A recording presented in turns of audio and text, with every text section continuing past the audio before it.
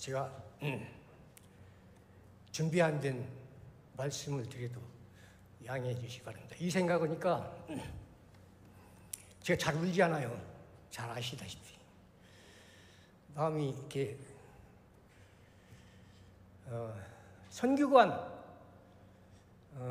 생각하면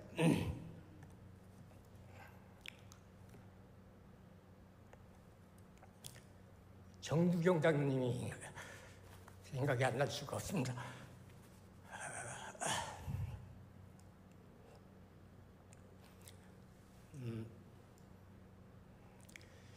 선교관 지으면서부터 이 땅도 헌납하시고 상당히 오랜 기간 선교관을 했었는데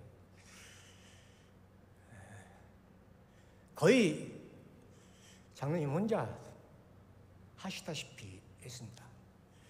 너무 혼자 하는 게 힘들어서 당회에서 1년씩 돌아가면서 장로들이 한번 맡아봅시다 한 때가 있었어요.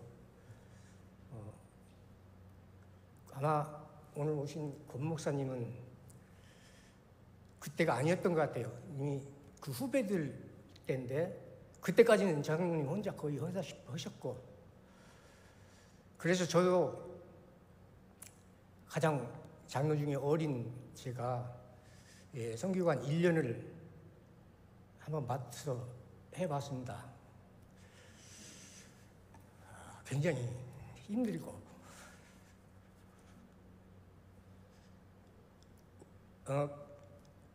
다달이 한 번씩 예배를 드려요. 자체 예배를. 근데 저도 그때 12번 정도, 12번은 다 안 되겠지만 자기가 빼놓지 않고 다달이 설교를 했던 기억도 나고, 그렇게 돌아가면서 하자고 했는데 어디 장로님만 갔습니까? 정장로님만, 정중중 장로님만 갔지 않습니다. 어떤 분 맡았을 때는 몇 안 됐었어요. 장로님들도. 그 중에서도 어떤 분 맡은 때는 더 엉망이 되다시피 하니까 한번 그렇게 하고 그 뒤로 또 계속 정두경 장님께서 맡아서 하셨습니다. 누구보다도 잘하는 우리 권종일 목사님 소개를 참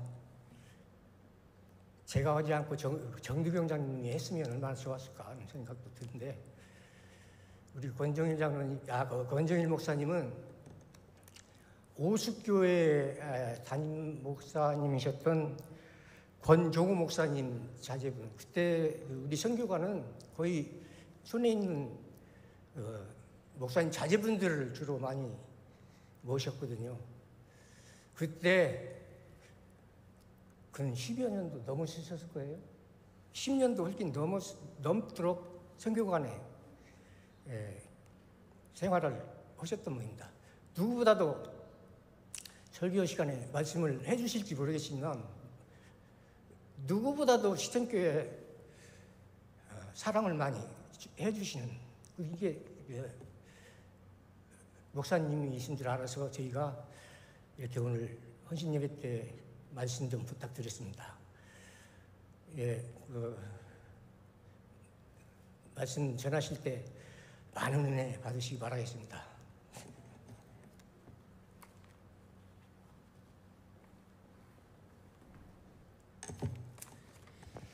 할렐루야. 오늘 말씀을 사모함으로 이전에 오신 여러분을 진심으로 환영하고 축복합니다. 우리 옆에 분과 평화 인사 나누겠습니다. 그리스도의 은혜와 평강이 함께 하시길 바랍니다. 하나님을 사랑하고 이웃을 사랑합시다. 다시 한번 활짝 웃으면서 행복한 추석 명절 되세요. 기도하겠습니다.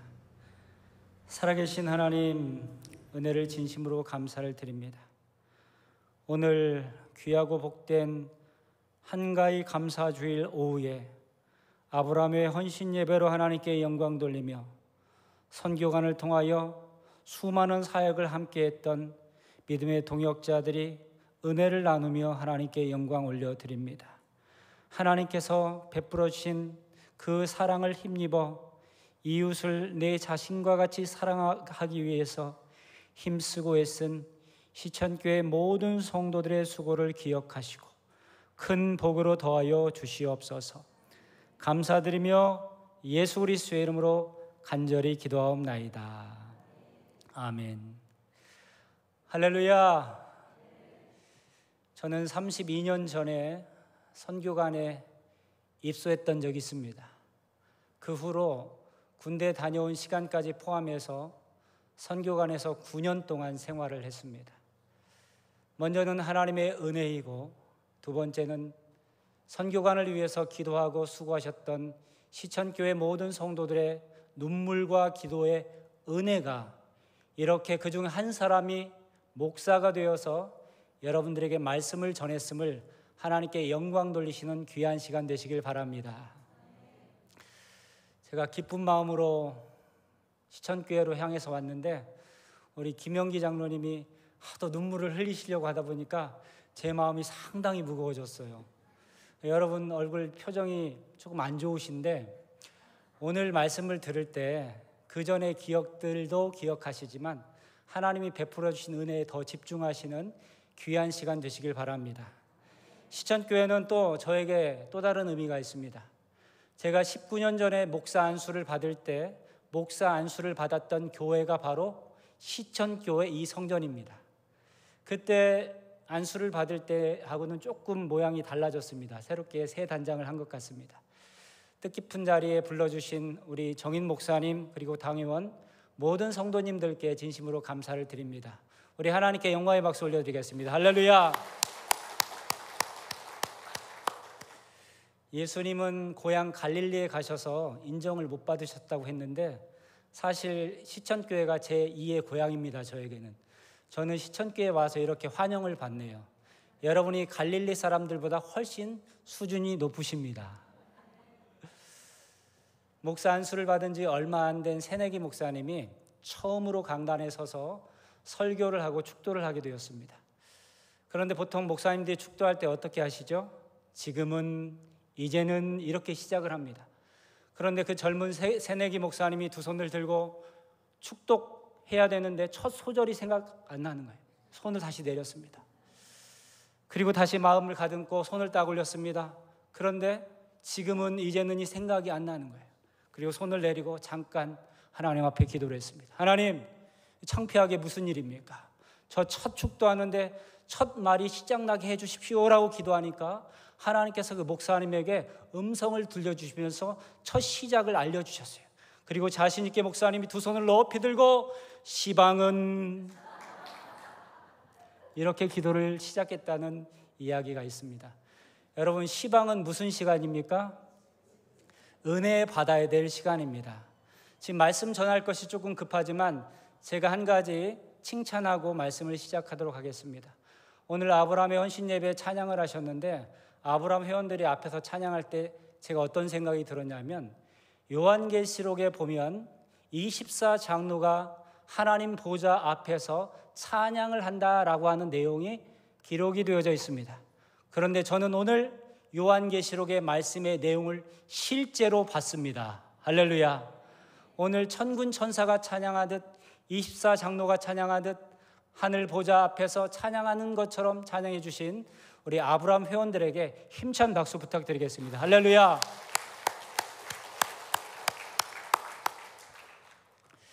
자, 오늘 말씀은 모세에게 주신 하나님의 계명 가운데 10계명의 첫 번째, 두 번째 계명을 통하여 은혜를 나누길 원합니다. 여러분, 성경에 나와 있는 이 오늘 신명기 5장 7절 10절까지의 말씀은 원래 본문이 따로 있습니다.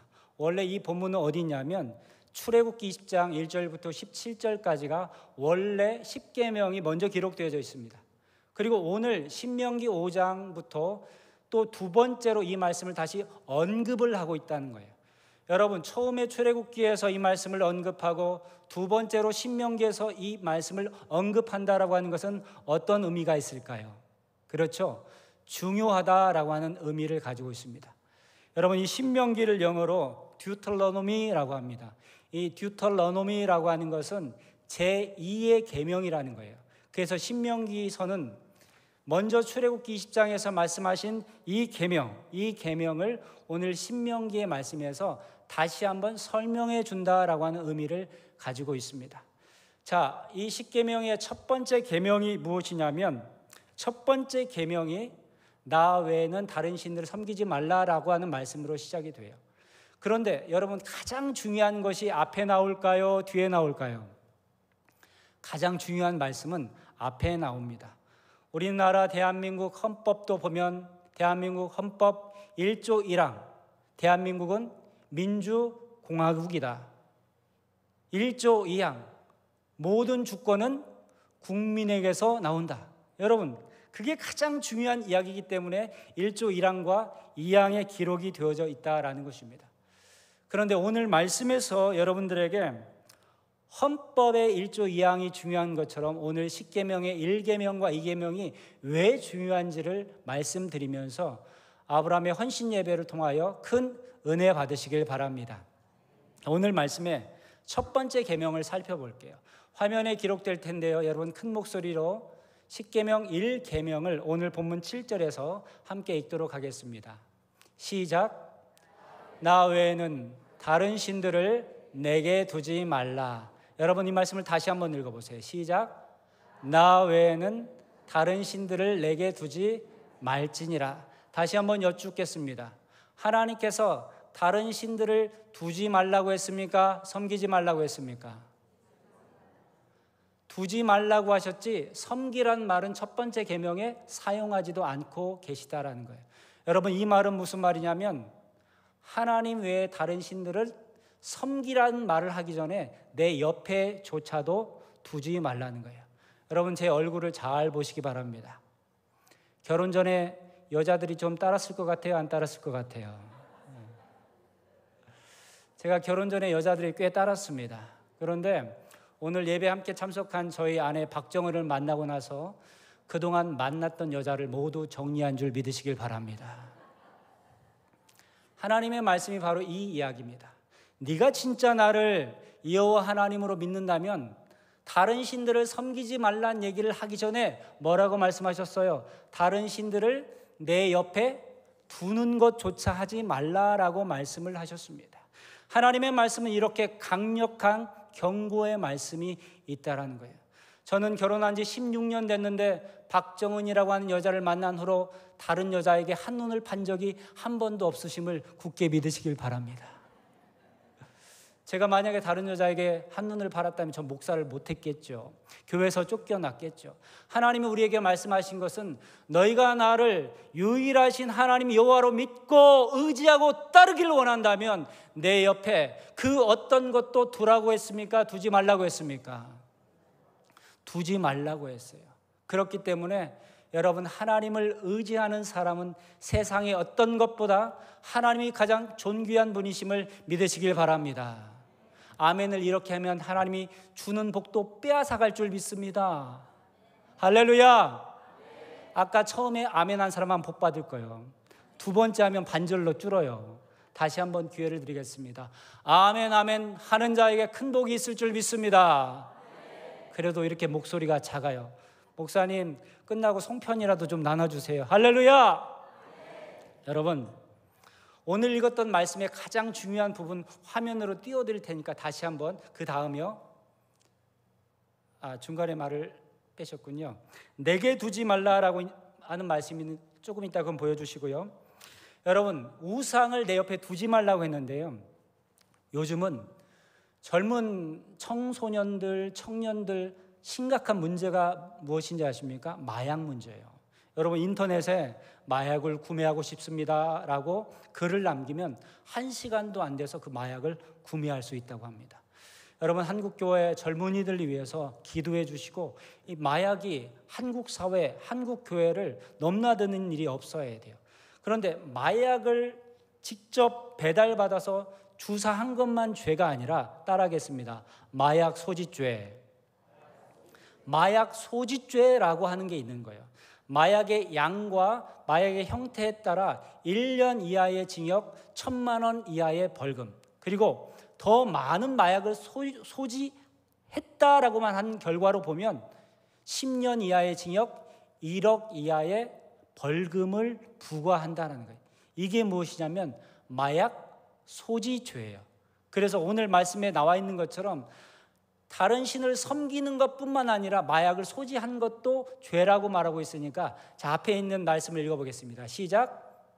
내게 두지 말라라고 말씀을 하셨어요.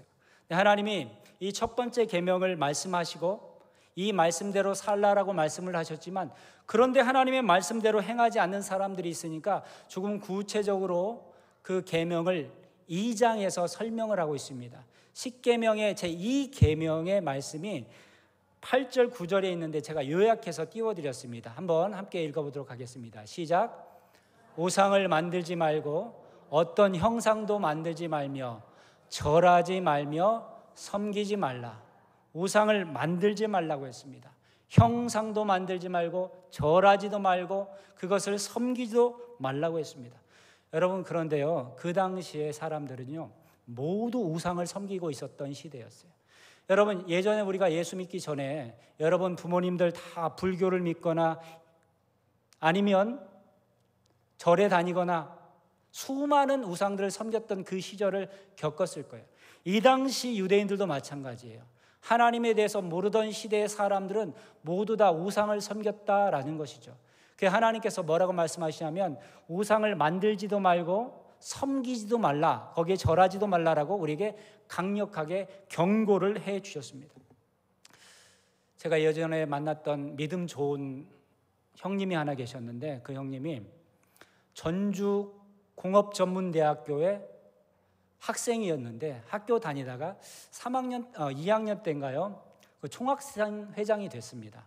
근데 지금 그 학교가 비전대학교 이름이 바뀌었더라고요.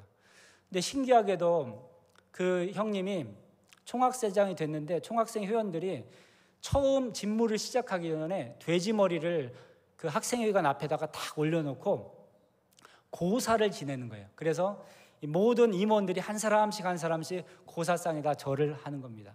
근데 그 모습을 보고 이 총학생 회장이었던 제가 아는 그 형님이 그 고사상을 뒤엎어버렸어요. 근데 그곳에 얼마나 많은 사람들이 모여 있습니까? 갑자기 고사상을 엎으니까요 주변에 있던 사람들이 그 형님을 두드러 패는데 전치 4주가 나왔어요. 그리고 제가 문병을 갔잖아요. 형님, 왜 무모하게 고사상을 뒤엎습니까? 그냥 말로 하시지. 그랬더니 자기는 똑같은 상황이 자기 앞에 쥐어져도 그때 똑같이 엎을 거라고 그런 얘기를 하더라고요.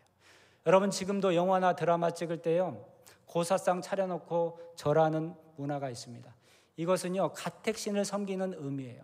우리가 이 영화를 찍고 드라마를 찍고 개업하는데 이 지역을 지키는 신이 이 모든 것이 잘 되게 해달라고 하는 고사를 지내는 거예요. 당시의 유대인들은 이런 우상신을 섬기는 것이 너무나 일상화되어 있어요. 그래서 하나님의 말씀이 그들에게 지키기 쉬운 말씀이 아니라 매우 지키기 어려운 말씀이었다라는 거예요. 그런데 여러분, 중요한 것은 하나님의 말씀을 지키면 복 받게 될 줄 믿습니다. 성경에 남유다의 첫 번째 왕이 르호보암입니다. 그런데 이 르호보암이 가장 마지막 시드기야 왕까지 20명의 왕이 있었고, 북이스라엘의 1대 왕 여로보암 그리고 19대 왕 호세아까지 19명의 왕이 있었습니다. 이 남유다와 북이스라엘 가운데 39명 왕 가운데 여러분 잘 들어보세요. 39명 왕 가운데 하나님의 칭찬을 받은 왕이 몇 명이었을까요? 여러분 생각할 때 39명 가운데 하나님의 칭찬받은 왕이 몇 명이었을까요? 8명이었습니다. 8명. 그런데 북이스라엘에는 한 명도 없고 그 8명이 다 어디에 있었어요? 남유다에 있었습니다. 남유다에 칭찬받은 8명 왕 가운데 제가 볼 때는 하나님께서 가장 예뻐하셨던 세 왕이 있습니다.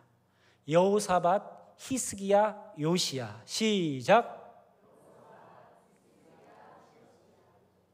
이거 세 개도 못하면 이거 병원 가봐야 되는데 이거. 다시 한번 가르쳐 드릴게요. 여호사밧, 히스기야, 요시야. 여러분, 이 세 왕이 왜 하나님께 칭찬을 받았냐면, 오늘 이 십계명의 1계명 나 외에는 다른 신들을 내게 두지 말라라고 하는 말씀과 우상을 섬기지 말라, 만들지 말라, 절하지 말라라고 하는 이 말씀을 잘 지켰던 왕들이 여호사밧, 히스기야, 그리고 요시야라고 하는 왕이었습니다. 짧게 한번 살펴볼게요. 역대하 17장 6절 말씀을 함께 읽도록 하겠습니다. 시작. 그가 전심으로 여호와의 길을 걸어 산당들과 아세라 목상들도 유다에서 제거하였더라. 산당과 아세라 목상을 어떻게 했다고요? 제거하였다. 누가 그렇게 했습니까? 여호사밧이. 자, 오늘 이 말씀을 듣는 누가 이렇게 하실 겁니까? 내가 그렇게 하게 될 줄 믿습니다. 여러분, 얼마나 은혜입니까? 하나님께서 기뻐하시는 일은 산당을 부수고 아세라 목상을 부수는 일이에요. 하나님께서 나 외에 다른 신들을 내게 두지 말라고 하셨고 우상을 만들지 말고 섬기지 말고 절하라 말씀하신 그 말씀대로 행했던 왕들이 하나님의 복 받으신 줄 믿으시길 바랍니다. 자, 두 번째 왕 누굽니까? 히스기야. 히스기야 말씀을 한번 보도록 하겠습니다. 열왕기하 18장 3절에서 6절 말씀입니다. 말씀을 함께 읽겠습니다. 3절부터 6절까지 시작. 히스기야가 그의 조상 다윗의 모든 행위와 같이 여호와께서 보시기에 정직하게 행하여 그가 여러 산당들을 제거하며 주상을 깨뜨리며 아세라 목상을 찍으며 모세가 만들었던 놋뱀을 이스라엘 자손이 이때까지 향하여 분향함으로 이것을 부수고 느우수단이라 일컬었더라. 히스기야가 이스라엘 하나님 여호와를 의지하였는데 그의 전후 유다 여러 왕 중에 그러한 자가 없었으니 곧 그가 여호와께 연합하여 그에게서 떠나지 아니하고 여호와께서 모세에게 명령하신 계명을 지켰더라. 할렐루야. 여러분, 두 번째로 소개하고 있는 히스기야는 어떻게 했다고 말씀에 기록되어져 있습니까? 하나님 앞에 정직하게 행했다 그랬어요. 모든 주상들을 모두 깨뜨리고 하나님 앞에 범죄하는 우상 숭배 행위를 모두 철폐했다라고 말씀을 하고 있습니다. 그리고 마지막 6절 말씀을 기억할 때 따라합시다. 여호와의 계명을 지켰더라. 여호와의 계명을 지켰더라. 우상만 제거한다고 하나님이 복 주시는 것이 아니라 하나님의 계명과 말씀을 지키는 자에게 복 주실 줄 믿으시길 바랍니다. 자, 세 번째 왕 누가 남아 있습니까? 요시야라고 하는 왕이 남아 있어요. 여러분, 점점점 정신이 또렷해집니다. 세 번째 왕을 만나보도록 하겠습니다. 열왕기하 22장 2절과 11절 말씀을 함께 화면을 보고 읽도록 하겠습니다. 시작. 요시야가 여호와 보시기에 정직히 행하며 그의 조상 다윗의 모든 길로 행하고 좌우로 치우치지 아니하였더라. 왕이 율법책의 말을 듣자 곧 그의 옷을 찢으니라. 자, 이 요시야는 어떻게 했냐면 다윗이 행한 길을 쫓아갔다라는 거예요. 그것은 우상 숭배하지 않았고 하나님 뜻대로 행했다라는 겁니다. 그리고 11절 말씀에 보니까 그가 율법책의 말씀을 들으면서 옷을 찢었다라고 하는 것은 무엇을 의미할까요? 따라하겠습니다. 회개했다. 회개했다라는 거예요. 단순히 우상 숭배하지 않는 것은 우상을 내 옆에 두지 않는 것, 우상에게 절하지 않는 것으로 끝나는 것이 아니라 여호와 하나님의 말씀을 청종하여 들으며 그 말씀대로 살아 하나님의 복받는 여러분 되시길 주의 이름으로 축복합니다. 여러분, 얼마나 놀라운 일이에요. 하나님의 말씀을 들을 때 그냥 그 말씀이 내 귀에 들려오는 것으로 끝나는 것이 아니라 내 옷을 찢으면서 말씀대로 살아야겠다라고 하는 믿음의 고백을 하는 것이 무척 중요하다라는 말씀을 하는 것입니다. 자, 8절 상반절 말씀을 한번 보겠습니다. 이런 말씀이 있어요.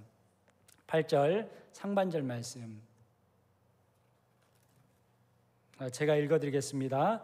너는 자기를 위하여 새긴 우상을 만들지 말고라고 되어 있어요.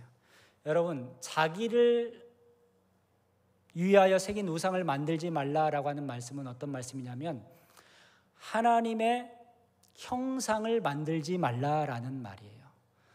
여러분, 하나님을 보신 분 계세요? 실제 이 형태를 보신 분 계세요? 예수님은 오래전 전승 가운데 그 그림 같은 게 남아있지만 하나님은 그림으로도 없고 사진으로 없고 어떤 모양도 없습니다. 그래서 너는 자기를 위하여 새긴 우상은 하나님을 믿는데 하나님이 어떻게 생기셨을까라고 상상하면서 하나님의 형상을 만들지 말란 말을 하는 거예요. 여러분께 한번 질문할게요. 여러분, 하나님이 어떻게 생기셨는지 궁금하세요? 안 궁금하세요? 제가 가르쳐 드릴 테니까 크게 대답해 보세요. 하나님 어떻게 생겼는지 궁금하세요? 안 궁금하세요?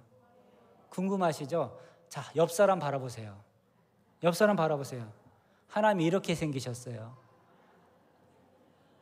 할렐루야! 실망하신 거 아니죠? 하나님이 태초를 창조하시고 인간을 만드셨을 때 하나님의 형상대로 사람을 만드셨고 남자와 여자를 만드셨다고 했습니다. 하나님이 어떻게 생기셨는지 궁금하시면 우리 정인 목사님 딱 보세요. 하나님 딱 저렇게 생기셨어요. 하나님 어떻게 생기셨는지 궁금하시면 우리 김영희 장로님 보세요. 딱 저렇게 생기셨어요. 하나님의 모습이 궁금하시면 여러분 남편 얼굴 보세요. 하나님 딱 그렇게 생기셨어요. 창세기 1장 27절 말씀에서 제가 이 내용을 한번 확인해 드릴게요. 창세기 1장 27절 말씀 시작. 하나님이 자기 형상 곧 하나님의 형상대로 사람을 창조하시되라고 되어 있어요. 누구의 형상대로요? 하나님의 형상대로 누구를 창조하셨다고요? 사람을 창조하셨어요. 그러니 여러분, 하나님이 어떻게 생기셨을까 상상하면서 형상을 만들 필요가 있어요, 없어요? 옆 사람 바라보면서 다시 한번 이렇게 얘기해 보겠습니다. 하나님 반갑습니다. 그분이 하나님이 아니라 하나님께서 그렇게 생기셨다라고 하는 거예요. 그래서 하나님께서 우리에게 예수님을 통해서 주신 새 계명이 무엇입니까? 하나님을 사랑하고 이웃을 사랑하라고 말씀한 거예요. 왜? 하나님이 사랑하는 것이 바로 이웃을 사랑하는 것이고 나의 이웃도 하나님의 형상대로 지음받았으니 그 이웃을 사랑하면 결국 누구를 사랑하는 것입니까? 하나님 사랑하는 거예요. 이 중에 제가 손들라고 하지 않겠습니다. 남편이 미워 죽겠는 사람 있어요, 없어요? 시어머니가 미워 죽겠는 사람 있어요, 없어요? 마누라가 꼴 보기 싫은 사람 있어요, 없어요? 예수님께서 뭐라고 말씀하셨냐면 눈에 보이는 내 형제와 이웃을 사랑하지 못하는 자가 어찌 보이지 않는 하나님을 사랑할 수 있느냐 말씀하셨어요. 여러분, 믿음 생활을 하다 보면 마음에 안 드는 사람이 생기기 마련이에요. 그러면 그 사람 볼 때 어떤 마음을 갖냐면 저 사람이 하나님의 형상대로 지음받은 사람이구나. 그렇게 하면 예뻐 보일 줄 믿습니다. 여러분, 우리 정인 목사님 17년 동안 목회하셨다고 하는데 여러분 생각할 때 목사님이 항상 마음에 들었어요? 조금 마음에 안 들 때도 있었어요? 속은 있으나 말하지 못하는 여러분의 마음을 이해하나? 여러분, 모든 것은 그래요. 인간의 눈으로 바라보면요 마음에 드는 사람 한 사람도 없어요. 우리 교인들한테 붙들고 물어봐요. 권주일이 다 좋냐고. 그러면 다 좋다고 하지 않습니다. 마음에 들지 않는 사람도 있습니다. 저도 우리 교인들 다 좋을까요? 믿음대로 잘 살려고 노력하는 교인도 있는 반면에 제 속을 팍팍 긁는 교인도 있어요. 그런데 그 교인들 볼 때마다 저거 언제 죽나 이러면 쓰겠습니까? 저분도 하나님의 형상대로 지음받은 분이니 내가 저분을 위해서 기도해야지, 이런 마음을 가져야 될 줄 믿습니다. 여러분, 때로는요 하나님 위에 우리가 그 무엇보다도 높이 여기는 것은 우상이 될 줄 믿습니다. 저도 강아지, 고양이 무척 좋아해요. 근데 요즘 사람들 보면요 강아지를 하나님보다 더 높여요. 고양이를요 하나님보다 더 높여요. 여러분, 집에 가보면 강아지라고 부릅니까? 내 새끼라고 부릅니까? 여러분 새끼는 따로 있어요. 왜 강아지가 내 새끼예요? 왜 고양이가 내 새끼냐는 말이에요. 저도 강아지, 고양이 무척 예뻐하고 사랑한다니까요. 그런데 중요한 것은 하나님보다 더 사랑하는 것은 우상이 될 줄 믿습니다. 그걸 꼭 기억해야 돼요. 여러분, 집에 강아지가 있어요. 요즘 어르신들도 강아지 많이 키워요. 집에 갔는데 시어머니가 이 강아지한테 아이고 내 새끼 그러는 거예요. 며느리가 그 강아지한테 뭐라고 했게요? 서방님 안녕하세요. 이렇게 인사했대요. 맞잖아요. 족보가 그래야 맞죠. 강아지 사랑하고 동물 사랑하고 여러분 다 좋습니다. 그런데 그것이 하나님보다 먼저 되면요, 하나님 기뻐하지 않으세요. 오늘 말씀을 보니까 하나님이 질투하신다 그랬어요. 너희가 나와 함께 믿음 생활하기로 작정했으면 좌로나 우로나 치우치지 말고 나만 바라보라고 말씀을 하고 계신다는 거예요. 구약시대 때는 믿음으로 살았던 사람들이 많습니다. 그 가운데 저는 아브라함을 여러분께 소개해드리고 싶어요. 아브라함이요, 믿음 생활 아주 잘했던 사람으로 칭찬을 받는데, 여러분, 하나님의 계명에 우상을 숭배하지 말라라고 하는 것은 섬기지 말라, 숭배하지 말라라고 하는 의미로 끝나는 것이 아니라 하나님의 말씀대로 살라라고 하는 의미가 포함되어져 있다라고 말씀드렸어요. 그런데 이 아브라함이라고 하는 사람은요, 하나님의 말씀이 떨어지면요 고민하지 않습니다. 즉각 말씀대로 행하며 하나님의 음성에 순종하는 모습을 보여요. 자, 먼저 창세기 21장 1절 말씀을 함께 읽겠습니다. 화면 좀 보여주시죠. 제가 읽어드릴게요. 너는 고향과 친척과 아버지의 집을 떠나 내가 내게 보여줄 땅으로 가라 라고 되어 있습니다. 여러분, 여기 보니까 어떻게 기록되어져 있냐면 하나님께서 너의 고향을 떠나서 내가 내게 보여줄 땅으로 가라고 했습니다. 자, 여러분의 신앙의 상식을 한번 확인해 보도록 하겠습니다. 자, 이 아브라함의 고향이 어디입니까? 갈대아 우르예요. 그런데 그곳에서 어디로 갔어요? 하란으로 갔습니다. 그리고 그곳에서 또 어디로 갔습니까? 가나안 땅으로 갔습니다. 그의 아버지 데라는 우상의 형상을 만드는 사람이었어요. 하나님께서 그 아버지 밑에서 있다가는 결국에는 네가 믿음으로 살기 어렵다. 그래서 너의 본토 친척 아버지 집 떠나서 내가 너에게 지시한 땅으로 가라고 말씀할 때 이 아브라함은 고민하지 않고 하나님의 말씀대로 행했다라는 거예요. 창세기 22장 2절 말씀을 보겠습니다. 시작. 여호와께서 이르시되 내 아들 내 사랑하는 독자 이삭을 데리고 모리아 땅으로 가서 내가 내게 일러준 한 산 거기서 그를 번제로 드리라. 하나님의 명령은 무엇입니까? 네 독자 이삭을 번제로 드리라고 했습니다. 그런데 이 음성을 듣고 아브라함이 어떻게 했습니까? 이튿날 장작을 짐승 위에 싣고 모리아 산으로 향했다라는 거예요. 하나님께 묻지 않았어요. 고향을 떠나라고 할 때도 왜 가야 합니까? 어디로 가야 합니까? 내가 가야 하는 이유가 무엇입니까? 자식을 바치라고 할 때도 왜 자식을 죽여야 됩니까? 왜 그렇게 해야 합니까? 라고 하나님께 묻지 않았어요. 순종이라고 하는 것은 하나님의 말씀을 절대적으로 신뢰해야 될 줄 믿습니다. 여러분, 오늘 이 시간 나오신 분들 잘 오셨어요. 오늘 저랑 약속하셨으면 좋겠어요. 연말에 목사님이 여러분에게 어떤 직책을 맡겨주실 거예요. 그러면 목사님이 권사님 뭐 좀 맡아주세요. 그럼 여러분 어떻게 하셔야 돼요? 아멘 하셔야 됩니다. 할렐루야. 목사님 이번 12월 달엔 걱정하지 마세요. 다 하신대요. 이게 바로 하나님께서 원하시는 순종과 믿음이라는 것이죠. 여러분, 하나님께서 이렇게 한 이 아브라함을 어떻게 하셨어요? 너 내 명령을 잘 따랐으니까 잘했다, 이렇게 말씀하지 않으셨어요. 하나님께서 그에게 축복하실 때 이렇게 축복하셨습니다. 하늘의 별처럼 바다의 모래알처럼 너의 자손을 창대하게 하리라. 그 축복이 여러분의 축복이 되시길 바랍니다. 이게 바로 하나님께서 주신 축복이라는 거예요. 여러분, 그런데 만약에 하나님이 우상을 섬기지 말라라고 하는 이 말씀대로 행하지 않으면 어떻게 될까도 우리에게 말씀을 해주셨거든요. 오늘 본문 9절 말씀을 한번 읽도록 하겠습니다. 9절입니다. 시작. 나를 미워하는 자의 죄를 갚되 아버지로부터 아들에게로 3, 4대까지 이르게 하거니와. 말씀해 보니까 우상 숭배하고 하나님의 말씀대로 살지 않으면 내가 죄져서 내 죄의 대가가 몇 대까지 이어진다는 겁니까? 3, 4대. 여러분 심각하게 들으셔야 돼요.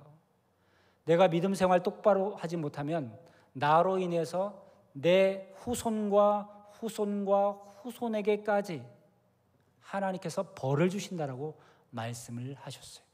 여러분 이게 얼마나 무서운 얘기입니까? 내가 죄를 졌는데 왜 내 후손까지 그 죄에 대한 대가를 받아야 됩니까? 우리말로 하면 연좌제예요. 그런데 하나님께서는 내 믿음을 보시고 여러분의 가문에 복을 줄지 말지를 결정하신다라는 거예요. 여러분, 아브라함이 하나님의 말씀을 통하여 복 받았더니 그의 자손이 복을 받는데 어떻게 받았냐면요, 오늘 본문 10절 말씀, 아주 중요한 말씀이죠. 10절 말씀을 함께 읽겠습니다. 시작. 나를 사랑하고 내 계명을 지키는 자에게는 1000대까지 은혜를 베푸느니라. 아멘. 여러분 크게 대답해 보세요. 우상 숭배하고 죄지면 그에 대한 대가가 몇 대까지입니까? 3, 4대까지예요. 그런데 하나님 말씀대로 살면 그 1000대 그 은혜가 몇 대까지 이어진다고 했습니까? 1000대 은혜가 임한다고 했습니다. 그럼 잘 비교하세요. 죄 지면 죄에 대한 대가는 3, 4대예요. 그런데 하나님의 말씀대로 살면 그 복과 은혜가 몇 대까지입니까? 비교가 돼요, 안 돼요? 안 되죠. 여러분 볼 때 공평해요? 불공평해요? 불공평하잖아요. 여기서 잘 생각해야 돼요. 하나님이 죄에 대한 대가는 3, 4대까지 물으시고 하나님 뜻대로 산 사람은 1000대 은혜의 복을 주신다고 하였으니 여러분 생각할 때 하나님께서 우리를 벌하실 마음이 있으십니까? 없으십니까? 전혀 없으시다고 보면 돼요. 하나님은 여러분을 벌 주실 마음이 전혀 없으세요. 하나님은 여러분을 이미 복 주시기로 작정하신 줄 믿으시길 바랍니다. 어떻게 죄를 지으면 3, 4대 죄에 대한 대가를 받는데 하나님 아버지께 순종하고 말씀대로 살면 1000대 은혜의 복을 받냔 말이에요. 이 하나님은요 이미 우리한테 행하는 그 사랑은 이미 충만하게 임한다라고 하는 말씀을 보게 되죠. 우리 창세기 22장 17절 말씀의 내용을 다시 한번 살펴보겠습니다. 창세기 22장 17절 시작. 내가 내게 큰 복을 주고 내 씨가 크게 번성하여 하늘의 별과 같고 바다의 모래와 같게 하리니. 그 다음에 18절 말씀 이어서 시작. 또 내 씨로 말미암아 천하 만민이 복을 받으리니 이는 내가 나의 말을 준행하였음이니라. 아멘. 여러분 시편 말씀에 보면요 하나님께 복 받을 사람은 아멘 아멘 할지어다 라고 하는 말씀이 있어요. 제가 할렐루야 하면 아멘 아멘 2번 대답하시기 바랍니다. 할렐루야 할렐루야. 예, 아멘 아멘을 너무 양반처럼 하면 안 돼요. 아멘 아멘 이렇게 하셔야 됩니다. 할렐루야. 하나님께서 우리에게 복 주시는데 1000대 은혜를 주실 때 아멘 아멘 하는 사람에게 1000대 복과 은혜를 주신다라고 말씀을 하셨어요. 하나님의 말씀을 준행하는 사람만 그 복을 받는 거예요. 한 청년이 등산을 가게 됐습니다. 그런데 처음 가는 산이라 발을 헛디뎌서 낭떠러지에서 미끄러졌어요. 낭떠러지에서 쭉 떨어지다가 낭떠러지 중간에 있는 나뭇가지 하나 딱 잡았습니다. 그리고 이 청년이 좀 믿음이 있었나 봐요. 나뭇가지 딱 붙들고 하나님 앞에 이렇게 기도합니다. 하나님, 저 한 번만 살려주시면 주님 뜻대로 살겠습니다. 하나님, 저 한 번만 살려주시면 주님 뜻대로 살겠습니다. 이렇게 고백했어요. 이 나뭇가지를 꽉 잡고. 그런데 하늘에서 음성이 들려와요. 네가 정말 살고 싶으면 나뭇가지를 놓아라. 이렇게 말씀하세요. 이 청년이 이렇게 대답합니다. 거기 하늘에 다른 사람 없어요? 하나님이 여러분이 잡고 있는 것을 놓아야 내가 너희를 나의 의로운 오른팔로 받아준다라고 말씀하셨는데 아직도 세상 것을 붙들고 살고 있는 우리의 모습을 바라보게 됩니다. 세상의 욕심과 세상의 욕망을 버릴 때 하나님께서 여러분을 보호하시고 지켜주실 줄 믿습니다. 여러분, 이 말씀을 꼭 기억해야 돼요. 하나님의 말씀을 준행하고 내가 우상처럼 섞였던 모든 것들을 버리지 않으면 결코 나는 복받을 수 없는 존재구나. 오늘 1계명과 2계명의 말씀대로 살면서 하나님의 복을 받는 여러분 되시길 바랍니다. 그래서 이 복받는 사람들의 습관을 보니까요, 매일매일 성경을 읽더라고요. 할렐루야. 우리 시천교회 성도님들은 매일매일 성경 읽으시죠? 복 받으려면 성경 읽으세요. 사람들이 그래요. 목사님, 어떻게 하면 복 받습니까? 성경 읽으세요. 목사님, 어떻게 하면 복 받습니까? 성경 읽으세요. 다른 방법 없어요. 하나님의 말씀을 읽다 보면 은혜 받고, 은혜 받은 사람은 말씀대로 살기 때문에 복을 받는 거예요. 우리 한국교회 또 기장교회 큰 어른이신 이중표 목사님 계십니다. 한신교회를 개척하셨죠. 목사님이 기도하면서 한신대학교에 입학을 했습니다. 그래서 학교 수업 시간에 30분 일찍 가서 기도했어요. 하나님, 저 열심히 공부해서 이 한신대학 신학과에서 1등하게 해달라고 이렇게 기도했습니다. 근데 기도하는데요, 하늘에서 음성이 들려오는 거예요. 하나님께서 이렇게 말씀하십니다. 중표야, 너는 나를 배우러 왔는데 왜 교수들한테 공부를 가르침 받으려고 하느냐? 오늘부터 성경을 읽어야 나를 알 수 있느니라. 이렇게 말씀하시더라고요. 그때부터 이중표 목사님이 수업 들어가기 전 무조건 성경을 1시간씩 읽고 수업에 들어갔다는 거예요. 여러분, 우리가 복받는 길은요, 하나님의 계명을 지키는 거예요. 하나님의 계명을 지키기 위해서는 하나님의 말씀대로 살아야 됩니다. 하나님께서 하나님을 의지하라고 말씀하시는데 여러분은 계속해서 세상에 기웃대고 있습니다. 좌로나 우로나 치우치지 말라고 말씀하시는데 우리는 아직도 세상 것에 욕심을 부리고 있습니다.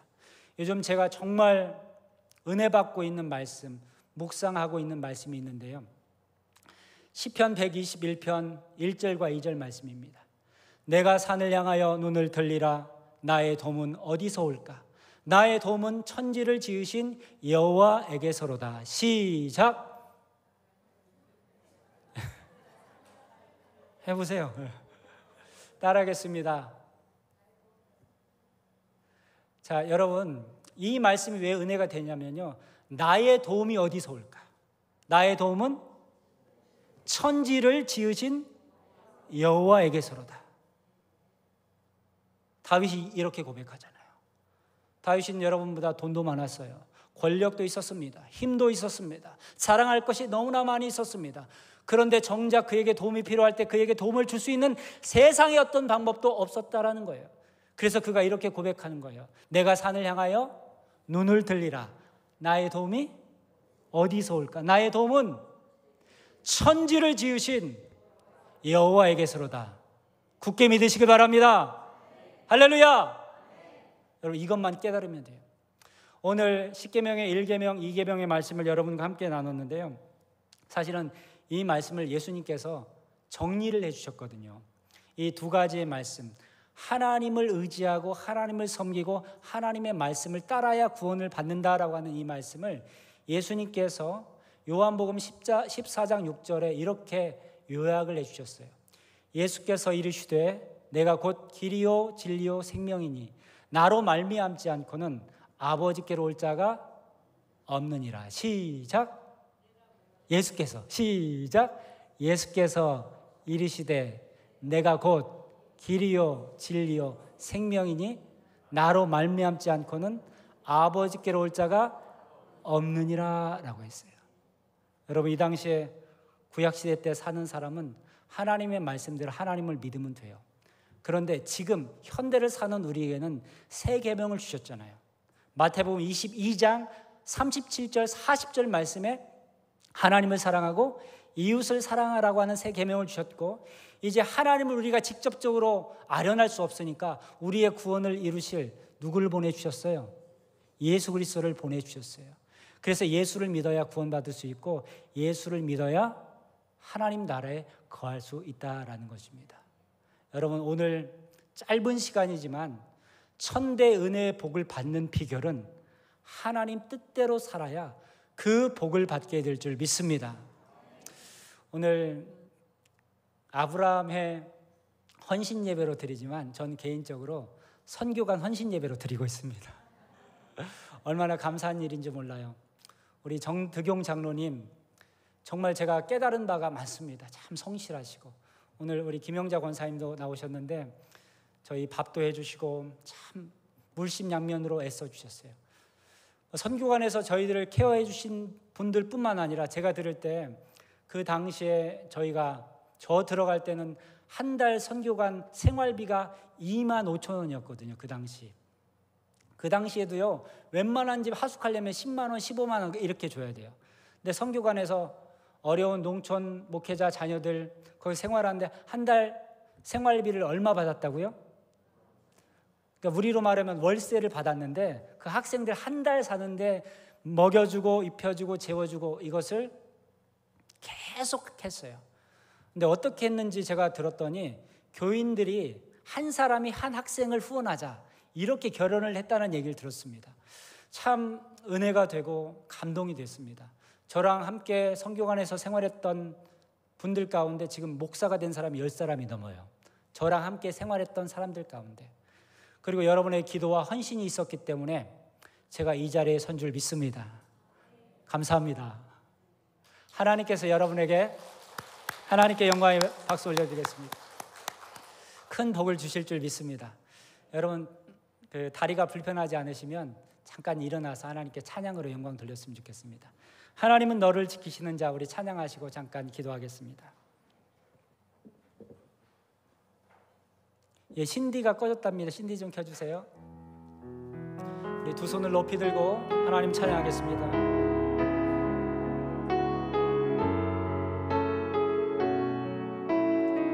하나님은 너를 지키시는 자, 하나님은 너를 지키시는 자, 너의 우편에 그늘 되시니 낮의 해와 밤의 달도 너를 해치 못하리.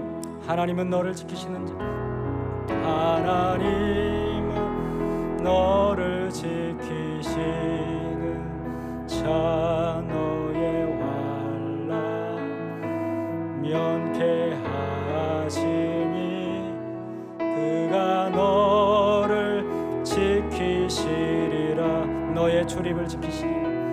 너의 출입을 지키시리라. 눈을 들어 산을 보아라. 너의 도움 어디서 오나. 천지 지으신 너를 만드신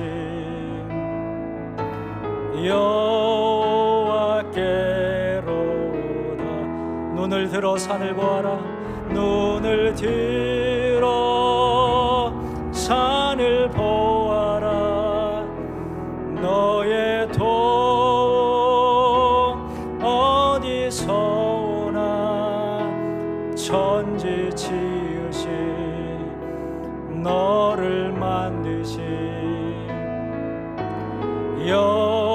여호와께. 천지 지으신 나를 만드신 천지 지으신 나를 만드신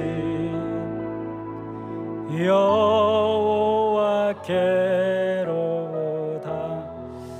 우리 이 시간 가슴에 두 손을 얹고 합심하여 기도하도록 하겠습니다.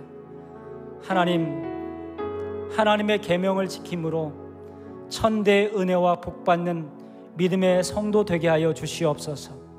하나님의 은혜로 우리가 이렇게 잘 살고 있습니다.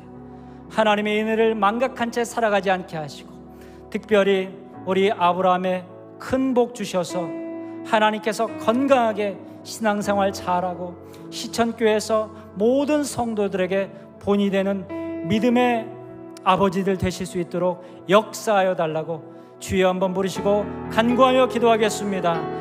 주여,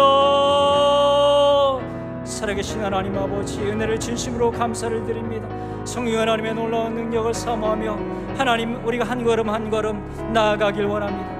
하나님 말씀대로 살길 원합니다. 하지만 세상의 유혹이 우리를 공격할 때가 너무나 많이 있습니다. 오직 예수를 믿는 믿음으로 모든 유혹을 물리칠 수 있도록 인도하여 주시고, 특별히 시천교회 가장 큰 어른이신 아브라함 모든 회원들 건강 주시고 믿음의 반석 위에 세워 주시옵소서. 하나님, 아브라함이 하나님의 음성을 듣고 그대로 행하여 그 일대로 순종하여 큰 복을 받았던 것처럼, 하나님, 우리 자손이 하늘의 별처럼 땅의 모래알처럼 번성의 축복을 누릴 수 있도록 인도하여 주시옵소서. 하나님의 놀라운 능력을 체험하며 하나님께 영광 돌릴 수 있도록 인도하여 주시옵소서. 눈을 들어 산을 보아라. 나의 도움 어디서 오나. 천지 지으신 나를 만드신